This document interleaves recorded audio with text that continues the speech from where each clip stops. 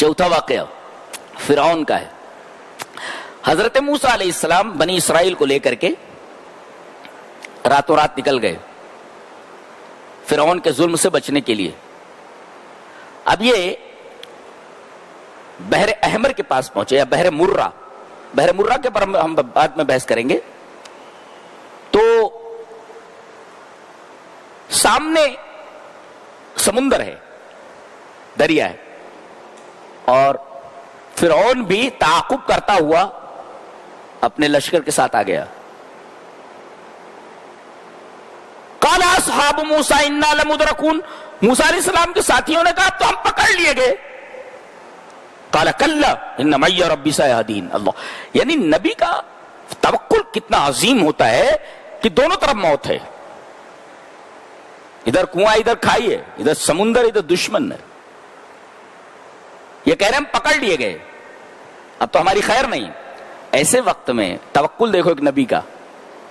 काला कल्ला, हरगिज नहीं, इन्ना मय्या रब्बी, मेरा रब मेरे साथ है। इसका मतलब अगर रब किसी के साथ है तो चारों तरफ मौत अगर घेरे हुए हो उसका कुछ नहीं बिगाड़ सकती। क्या हुआ कि पहले तो दरिया में रास्ता दे दिया गया। पानी की खुसूसियत क्या है? सैलान, बहना, पत्थर नहीं बनता, पत्थर बना दिया उसको, कत्तौदिल अजीम। दोनों तरफ पानी पहाड़ बन करके, पत्थर बन करके खड़ा हो गया।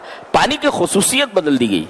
पानी की खुसूसियत क्या है? सैलान, बहना, वो पत्थर नहीं बनता। वो अल्लाह तबारक तआला ने उसे पत्थर बना दिया, खड़ा कर दिया, और बीच में रास्ता बन गया। हजरत मूसा बनी इसराइल को लेकर के उस रास्ते से निकल गए। फिरौन ने भी देखा अरे रास्ता तो बन गया है, इनको छोड़ो नहीं, पकड़ो इनको। जैसे ये बीच में आया अपने लश्कर के साथ, पानी फिर अपनी असली हालत पर आ गया, सैलान में आ गया, और पूरा लश्कर डूब करके मर गया। तो एक तो अल्लाह की नेमत ये कि इन्हें रास्ता दे दिया, समुंदर में से रास्ता दे दिया, और दूसरे इन्होंने उस दुश्मन को मरते हुए देखा अपनी आंखों से जो इन्हें अब तक सताता रहा है और इनका अरसा हयात तंग कर रखा था। अल्लाह, ये कितनी बड़ी नेमतें हैं अल्लाह तबारक व तआला की। लेकिन ये बड़े नाशुक्रे थे, और आज भी वो नाशुक्री इनकी बाकी है जहां भी हैं ये।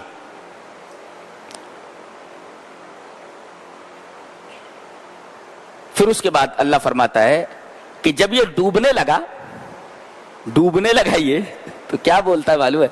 जिंदगी भर तो कहता रहा अना रब्बुकुमुल आला, मैं तुम्हारा सबसे बड़ा रब हूं।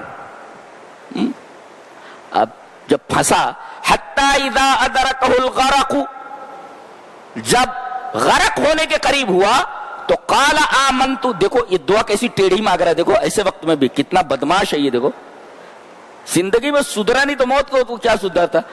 मोमिन का शेर ही नहीं, जिंदगी सारी कटी इश्क़ बुता में मोमिन, आखिरी वक्त में क्या खाक मुसलमान होंगे।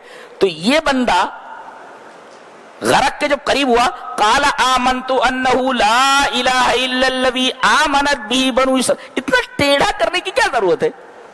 मैं ईमान लाया कि नहीं है कोई माबूद उस जात के अलावा जिस पर बनी इसराइल ईमान लाए। ये देखो घुमा रहा है पूरा। कह देना चाहिए था ना कि मैं उस पर ईमान लाया जिसके अलावा कोई माबूद नहीं है।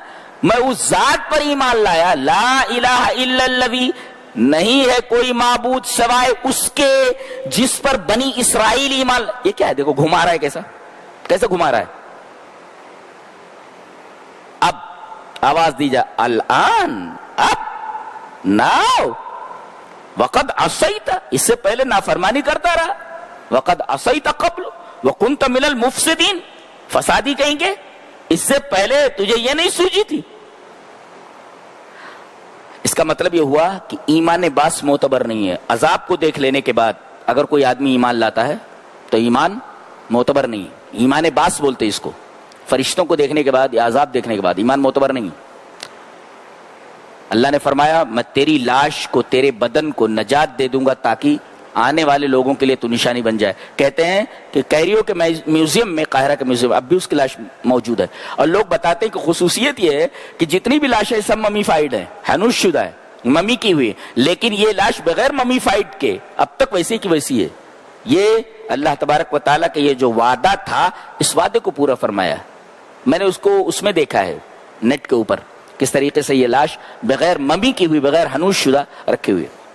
تو یہ واقعہ فرعون کا ہے.